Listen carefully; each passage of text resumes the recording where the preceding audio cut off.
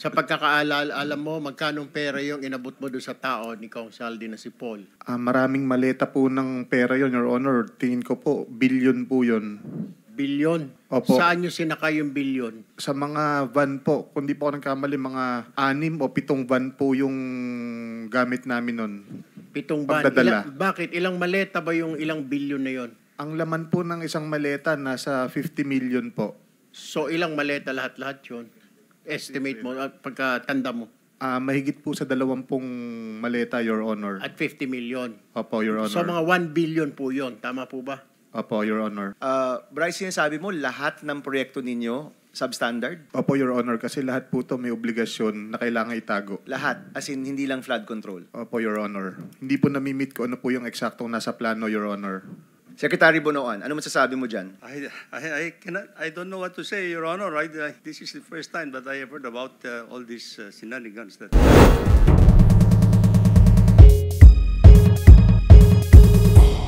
Senator Bam Aquino is recognized. You have 5 minutes. Maraming salamat, Mr. Chairman. 2 sets of questions po. Yung isa mamaya sa Philippine Competition Commission with regard to the possible fines sa mga contractors. But uunahin ko lang po si Bryce Hernandez. Bryce, narinig mo yung salaysay ni Engineer Alcantara. Sumasang-ayon ka ba sa pagkakaalam mo sa lahat ng sinabi ni Engineer Henry? Opo. Actually, lahat po ng dinideliver niya, kami nga po ang nag-aayos ng mga pera nito. Kagaya po nung nasabi ko sa mga unang hearing po natin. So para lang malinaw, lahat ng sinabi niya under affidavit, under oath, sa tingin mo, kinocorroborate mo yung kanyang sinasabi, na tama ang sinasabi niya? Opo, Your Honor. Meron lang pong ilang ilang tao na hindi niya nabanggit, pero hindi ko po masabi yun kasi po kasuhan din po ako ng libel. Yung mga taong hindi niya binabanggit ay mga taong nakilala mo o alam mong siya lang nakakilala? Si boss po. At saka po, meron po akong knowledge regarding sa pagbababa po niya ng pondo and projects po sa office. Baka po nakalimutan lang ni boss kung banggitin. Sige. Mr. Chairman, I think we can also put together the testimonies of Mr. Hernandez and Mr. Alcantara na nagmamatch yung kanilang mga kwento. Eventually, we'll do that and submit everything to the ICI. No? So kulang, pero tama ang nasabi niya, pero kulang. Yan ang sinasabi mo. Yes po, Your Honor. Alright, maraming salamat. Maraming salamat po. Let me ask the representative of PCC, si Attorney Christian De Los Santos. Are you here? Yes. Attorney De Los Santos. Magandang araw. Morning, Your Honors. Oo. Can you give us an update? Alam ko na Chairman Aguinaldo is pursuing bid manipulation, bid rigging, filing different cases towards the contractors. Can you give us an update there? Yes, Your Honor. So we are already doing our preliminary inquiry of this case. So we are looking at the contractors that were named during the SONA and the other contractors that were mentioned during the Senate Blue Ribbon hearings. So the next step right now is to gather evidence, the bid documents, possible communication exchanges between them. Attorney, ang testimonya dito sa Blue Ribbon ay maaari niyong gamiting ebidensya, tama? Yes, Your Honor. We have So pag inaamin na nagbabayad ako, kapag inaward sa amin ang proyekto, or kapag merong testimonya ang DPWH na finifix nila o nilirig nila yung mga bid dito, nakakatulong yan sa inyong investigasyon? Yes, Your Honor. It helps. Okay. At tama ba na ang multa or fine dito sa bid rigging ay up to 100 million per instance, first offense, 250 million for second offense moving forward? Yes, Your Honor. It's actually up to 110 million, Your Honors, because the amount has been adjusted. Tinaas na? Yes, 110 million and then 110 to 250 and then for succeeding 250 pataas po. Okay, pinag-uusapan kasi natin kanina with Secretary Remulla kung gaano kahalaga na hindi lang makulong yung mga kasangkot kung hindi mabalik rin yung pera, no? Yung isang paraan, yung voluntary, na posibleng sila na mismo ang magbabalik bilang sign of good faith. Yung pangalawa, pwede rin ito. Tama ba to, Attorney? Yes, Your Honor. So we can impose the fine of 110 million per incident or count of violation. per incident. Yes. So kung naka 10 kontrata ako, pwedeng 1 billion yon. In fact, more. Baka pwedeng 2 billion yon. Yes, Your Ang Honor. multa sa'yo. Yes, no? Your Honor. Ang kakasuhan nyo dito ay yung mga contractor or pati yung DPWH o yung contractors lang, yung participants in the bidding? Mainly the contractors, Your Honor. However, the public officers may also be prosecuted or filed as facilitators Kung meron silang porsyento. if they are participating in the scheme, Your Honor. If they're participating in the scheme, Yes, Your meaning sila yung tumulong na marig yung bid, marahil may porsyento rin sila, so pwede rin silang multahan As facilitators, Your as facilitators. No? Yes, So, itong, and if I'm not mistaken, the PCC, dahil may quasi-judicial powers ito, kaya niyang gawin ito on its own. Yes, Your Honor. In fact, ginagawa niyo ng investigation. Yes, Your Honor. And you will probably have a hearing very soon. We have already issued some requests for the documents with the DPWH and the relevant agencies, Your Honor, like the SEC, so that we can study the corporate structures, the entities, and the people involved, Your Honor. Okay. Anong timeline niyo dito, attorney? I cannot commit the timeline, Your Honor. Under the law, we have 90 days to complete the preliminary part, and then after that, it would depend on the number of entities involved, the complexity of the scheme. Sometimes, iba kasi yung scheme nila, Your Honor. It's not very straightforward. Yes. So we have to look behind that, and then it also depends on the counts of the violation. So some incidents can be straightforward, others are not. So we don't have a definite timeline on that. Pero pwede naman siyang per count, di ba? Yes, Your Honor, we can prioritize. You can prioritize. So ang mungkahi ko, gaya ng minungkahi ko kay Secretary Remulla, attorney, mahalaga sa taong bayan na mabalik yung pera. Yes. You know, nung isang araw, trillion peso march yun kasi aabot ng trillion peso yung nawala sa kaban ng bayan. So kung may maibalik tayo kahit papaano, malaking bagay yan. Mahalaga yun na mabalik natin yan. So I hope the PCC, as it was created, can really pursue these cases. At alam ko kasi na hindi kayo evidence beyond reasonable doubt. Dito sa mga multa, anong hinahanap lang ninyo? Substantial evidence, Your Honor. Just substantial evidence. And even the testimonies here can already be used as substantial evidence. Yes, Your Honor. So, bilisan po ninyo, galingan po ninyo, at tumulong po ang Philippine Competition Commission dito po sa pagbalik ng pera. No, mahalaga po ito. Naiintindihan po yan ng ating Secretary of Justice. I'm sure kahit po kayo, naiintindihan nyo yan. Yes, Your Honor. Okay. And hindi naman to isang kaso sa lahat, di ba? Ano to? Maraming kaso to sa maraming tao. Yes, Your Honor. Okay. So, meaning hindi natin kailangan hintayin na lahat ng ebidensya, ng lahat ng contractor, ng lahat ng kasangkot sa DPWH ay may mabuo. Pwede itong per instance, magmulta na kaagad. Yes, Your Honor. So per count po, pwede po natin siyang i-prioritize kung ano yung meron ng evidence, pwede na po natin siyang isampa. Sige. I recommend that you do this quickly, no, para rin sa taong bayan. Maraming salamat, Attorney De Los Santos. Thank you. Thank you, Your Honor. Mr. Chairman, that's for my first round. Yun na muna po. Thank you very much. Senator Erwin Tulfo is recognized. Thank you, Mr. Chair. Meron po bang representative ng Department of Public Works and Highways dito? Yung current po, hindi po yung mga nasibak na, yung mga nasa posisyon po. Yung representative po ni Secretary Vince Dizon? Okay.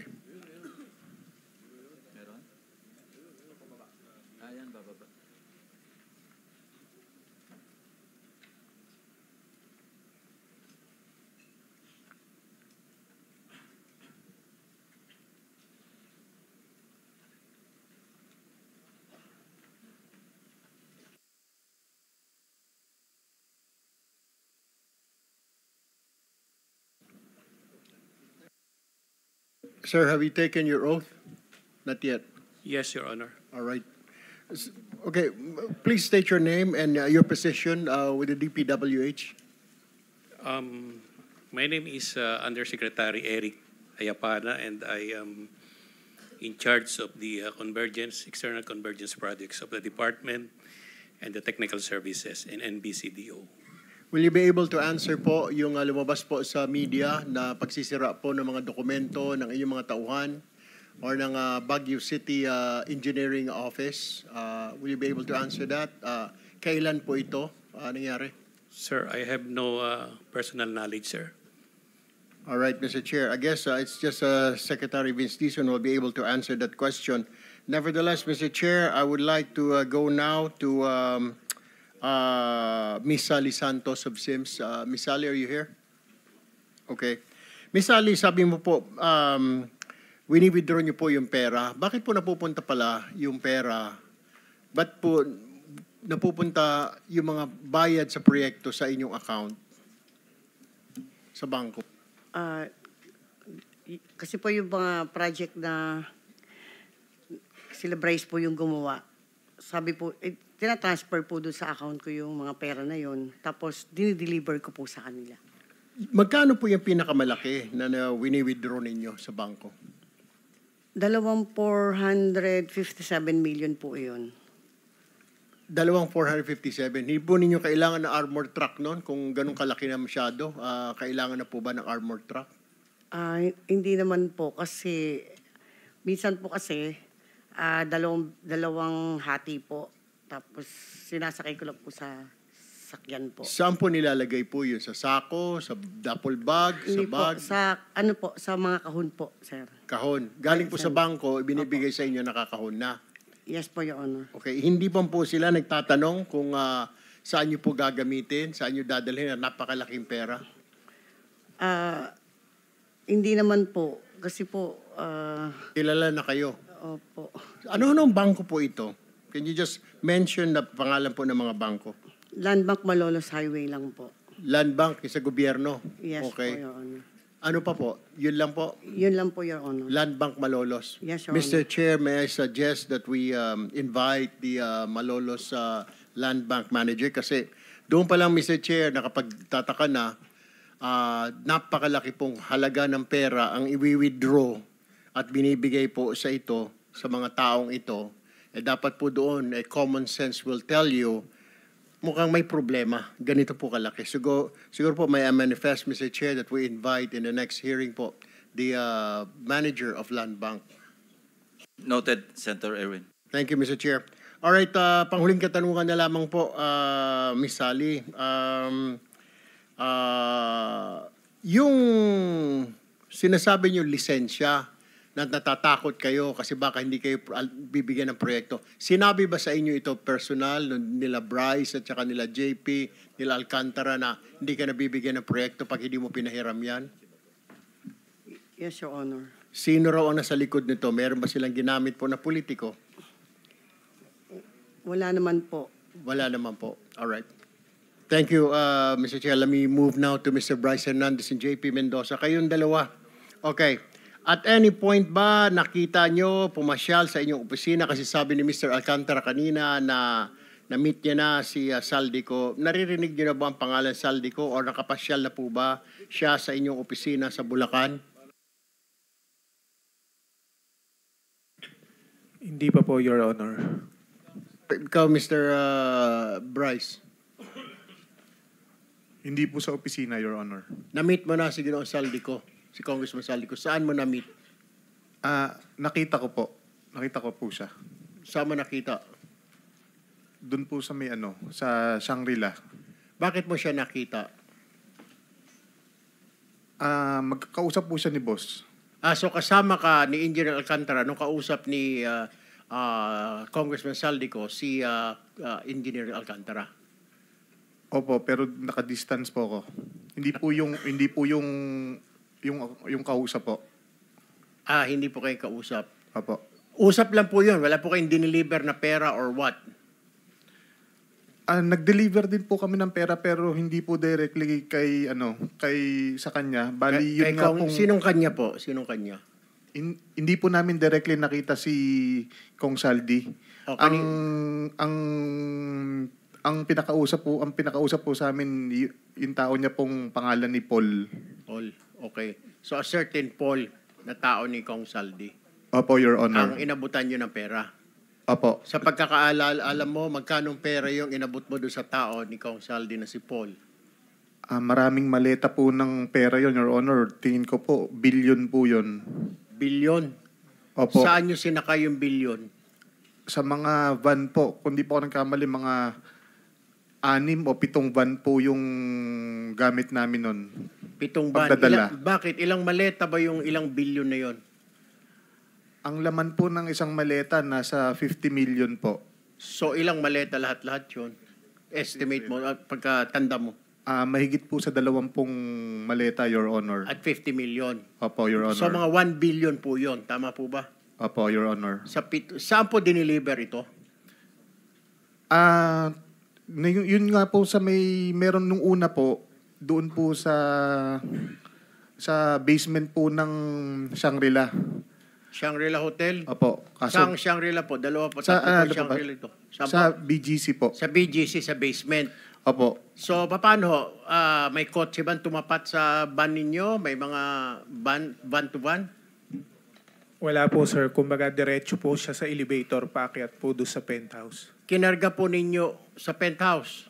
Doon sa Kaninong- pinakataas po. Actually, yung isang kasama po namin na si Engineer Paul, nakarating po siya mismo doon sa loob nung Penthouse. doon sa taas. So, yung 20 maleta na yon ay sa penthouse ninyo i-deliver sa Shangri-La? Yes po, Your Honor. Alright.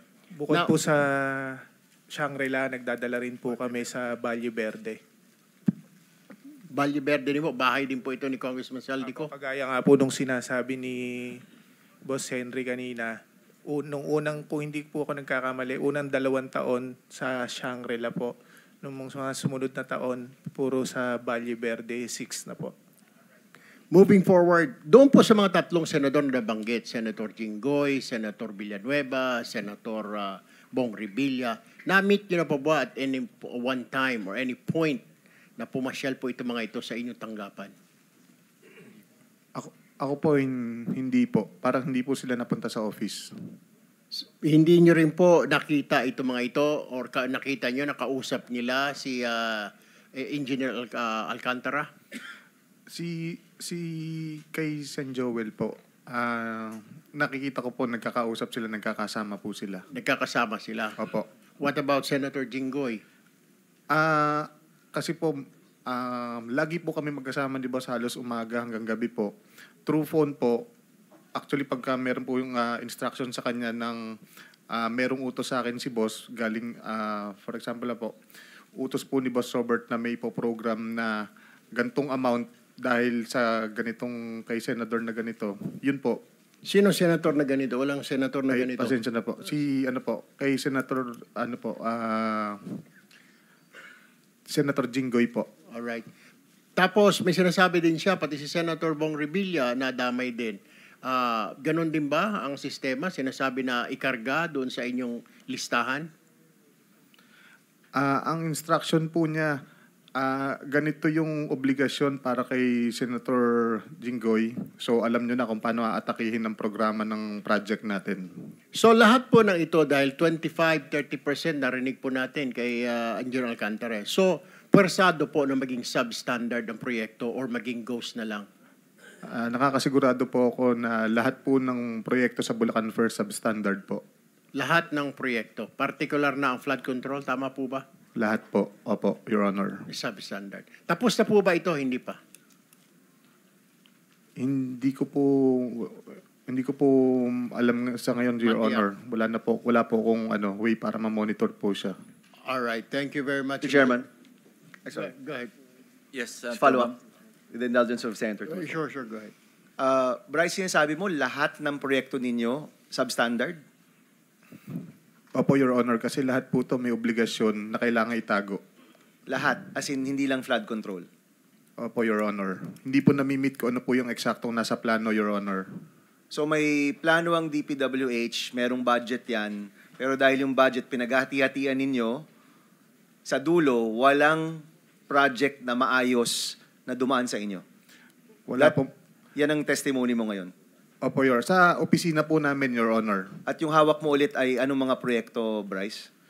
Yung hawak nyo ni Alcantara? Meron pong mga flood control structures, meron pong mga building, meron pong mga kalsada. Pati Your classroom, Honor. kasama dyan, no? Kasama po, Your Honor. So lahat yan substandard? Opo, hindi po tumatama sa plano na nakadesign talaga para dito. Meron ba kayong proyekto na walang porsyentuhan? Na maayos, na matino? Meron ba? Wala po, Your Honor. Wala. This is Bulacan o buong Region 3? Hindi ko po masabi yung sa ibang lugar, Your Honor. Ang sinasabi ko po yung sa nasasakupan po namin, wala po talaga, Your Honor.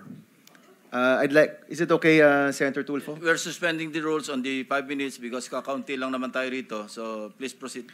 Secretary With the Bunoan, provision, of course. meron po ba kayong komento dito, Secretary Bunoan? Ito, anong years ito, Bryce? Anong years itong pinag-uusapan natin? Anong mga proyekto?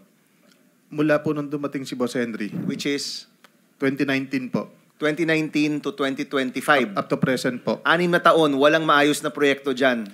Wala pong tumama kung ano po yung nakaspecify sa plano. Hindi po na-meet lahat yun. At lahat yan may porsyentuhan. Lahat po, Your Honor. Former Secretary Bunoan, may Excuse masasabi me, ka ba? Excuse me, Senator Bam. Follow up lang, ano. Hindi afterthought ito, ah. Alam mo ito habang nangyayari at the time. Opo, may instruction po lahat to. Aware kayo na talagang substandard. Opo, Your Honor. Hindi ngayon lang, ah. Hindi po ngayon lang, Your Thank Honor. you, Senator Bam. Secretary Bunoan, ano masasabi mo dyan? I don't know what to say, Your Honor. This is the first time that I have heard about all these shenanigans that they're doing actually in this district engineering office. They're supposed to monitor. They have to submit monitoring. In my watch, they're supposed to submit monitoring reports every phase of the work, every phase of the project, Your Honor. Sino pong in charge ng monitoring po sa DPWH? At dito po sa Bulacan? The regional office will be the one to monitor, but they will submit. They will be submitting actually Magpangalan kayo, Secretary. Kasi ito, first time ko ito narinig. We're investigating flood control. Ngayon inaamin lahat ng proyekto, pati classroom, pati hospital, pati tulay, pati kalsada, lahat substandard. No? That's what you're saying, Bryce, no? Yes po, Your Honor. Maisama ko lang po, yung mga street lights po namin, overpriced po lahat yun. Oh, street light, cat's Pero- eye, lahat na. Walang tumama, no? Opo. Oh, so ikaw, 'di ba? So kunyari kayo ni Alcantara, kayo yung DE, under kayo kay Bernardo. Nung mga panahon po na yun, opo, Your Honor. Okay, and then si Yusek Bernardo, Secretary Bunoan, siya ba yung in charge ng monitoring niyan? O hindi rin, iba pa? Iba pa, Your Honor. Sino po? Sa central office, I think it's with Bureau of Construction, Your Honor. Bureau of Construction. Under a director? Under Under the director, Your Honor. Pangalanan po For now, I natin. think the director is... Yung noon po, 2019 to 2025, pinag-uusapan po natin. During my watch, Your Honor, Okay. the director for Bureau of Construction is Engineer Alan Borromeo, Your Honor. Alan Borromeo. Sige, magandang makausap rin po natin siya, Mr. Chairman. Hindi ko po maintindihan, actually, Secretary, nung una nating hearing, tinanong ko sa'yo, ilan kaya yung kasangkot dito? Para po mangyari yan, ilan po ba talaga yung kasangkot dito? Kung ganyan ka-widespread po yung korupsyon na hindi lang to nakalimita sa ilang proyekto, lahat ng proyekto sa kanilang probinsya, you handle the province ba, Bryce? Bulacan lang bang inahandle ninyo? Opo, tatlong district, In Bulacan. tatlong congressional district po sa Bulacan. Sa Bulacan. Opo. Yes, Secretary. Mr. Chair, may I just finish my last 1 minute? Sorry. Yes, Senator Erwin. I'm sorry, All right, Senator no, Tulfo. no, it's okay, Sen. I understand. But I have one last question for Bryce. So, tama po. Lahat po ng project talaga ninyo, kailangan i-substandard at iba i-goes para maibigay po yung commitment, yung 25% to 30%. Opo, lahat po ng project sa amin may proponent po, may obligasyon pong SOP. When you say proponent, politiko yon. That's how you describe. Opo. Sa politiko galing. So, kailangan magbayad sa politiko ng 25%, 30%. Yes po. Alright. Pero sa yung mga multipurpose building, alam ko po na mga 10% lang po ang obligasyon nun. Meron pa rin, multipurpose. Yes po. Tama po ba pag mga vertical, pag sinabing building, medyo mas mura ang hinihingi kasi mahal ang mga materyales at delikado kumpara sa kalsada, mas malaki ang komisyon pag farm to market, flood control, lalo na flood control, parang tubong lugaw. Correct me if I'm wrong. Tama po yan, Your Honor. Tama. Pag building, school building, hospital, 10% lang ang pwedeng ibigay sa proponent, sa politiko. Tama rin po yan, Your Honor. So, mas malaking pera pag sa mga flood control, mga farm to market. So, tama ho yun. Tama po, Your Honor. Alright, okay. Pero at any time, hindi po ninyo nakausap itong 3 senador. Mga tao lang po nila. Sino pong senador, Your Honor? I mean, okay, I'm sorry, si Senator, I only have 10 seconds. Si Senator, you can proceed. si Senator JB. I mean, si Jinggoy, I'm so sorry. Senator Jinggoy. Hindi po, Your Honor. Okay. What about si Senator Villanueva? Nakikita ko lang po sa mga gathering like yung mga inauguration po. Ganun po. Pero nagkausap, hindi po. Senator Bong Revilla? Hindi rin po, Your Honor. So wala kayong direct contact or chat ng 3 senador na yan. Pero pag nag-deliver na po ng pera si Engineer Alcantara na po ang nagde-deliver. Opo, pinapadaan po yung pera po na obligasyon daw po para sa mga senator, pinaprepare namin, tapos bibigay po namin kay Boss Henry. Si Boss Henry po ibibigay po kay Boss Robert Bernardo. So, hindi talaga kayo nagde-deliver doon sa mga tao na yun. Kundi, kinakamada lang ninyo, ito para kay ganito, itong kamada na ito, itong kamada na ito para kay ganon. Ganon po ba? Tama po, Your Honor. Alright, may listahan. Mayroon So, po, Your Honor. si Engineer Alcantara nakakaalam ng lahat kung kanino napupunta yung mga kinakamada ninyo. Opo, actually, sa amin niya din po pinapadala sa mga driver din po namin. Siya lang po nagbibigay ng instruction kung saan po dadalhin. Mr. Chair, may I also manifest to invite the drivers of DPWH sa Bulacan First District para malaman po natin kung saan bahay dinideliver, kaninong bahay dinideliver yung mga pera na yan, Mr. Chair. Do you have names? Do we have names? Yes po, pwede ko pong ibigay ang mga pangalan. Nandito na ba sila? I believe, Your Honor, wala po sila ngayon dito. Mr. Chair, they were invited but unfortunately I think they're not here. Si Mr. Andre Balatbat, driver ng First Engineering District. Sila po ba ay nagde-deliver din? Si Ginoong Andre Balatbat. Opo, Your Honor. Nagde-deliver siya. Si Mr. Christian Santiago, driver din po ng inyong opisina. Nagde-deliver din ba siya? Opo, Your Honor. So itong dalawa, itong dalawa, Mr. Chair, did not show up. Bagamat inimbitahan po natin. Yeah, papasupin na lang po natin. All right. Mr. Chair, I have one last quick question na lamang po sa PCCI. PCCI, are you here? I mean PCC, I'm sorry, PCC. Yes, Your Honor. Okay. Sir, trabaho po ninyo mag-imbestiga. Yes, Your Honor. Dapat pantay, malinis, yung mga bidding, competition po, tama po ba? Yes, Your Honor. Pero at any point sa mga bidding po ng DPWH, whether district, region, or main office, wala kayong representative to observe. Wala po kayong gano'n. Hindi po kami authorized under the law na as observer. Yun lang po, Mr. Chair, I would like to manifest since we're conducting this hearing in aid of legislation. Marami po tayo nakikita mga butas dito, kagaya po niya, paano niya ma-observe kung pinagbabawal po siya ng batas, puro imbestiga lang. Ang problema po, ito mga agencies na meron tayo, PICAB, PCC, lahat po ng mga ito proactive. Ibig sabihin, reactive na lamang po. Hindi po sila kumikilos habang wala pang problema. Dapat po siguro baguhin natin, Mr. Chair, ang batas na ito na dapat nandoon sila as observer. Kasi ganito, kung may report lang na paano po may collusion? Lahat na nga ito may collusion po, Mr. Chair. That's all, Mr. Chair. I'll reserve my second round of questioning later. May tumataas ka ng kamay, Mr. Mendoza? Sir, may additional lang po akong ipapakita sa inyo regarding doon po sa delivery nung sinasabi nyo kanina. Ito po yung si Andre Balatbat na dineliver niya po sa isang tao na kasama yung plate number nung sasakyan. Okay. So please submit. Kindly submit that to the committee. That's all, Mr. Chair. Page, Thank you page.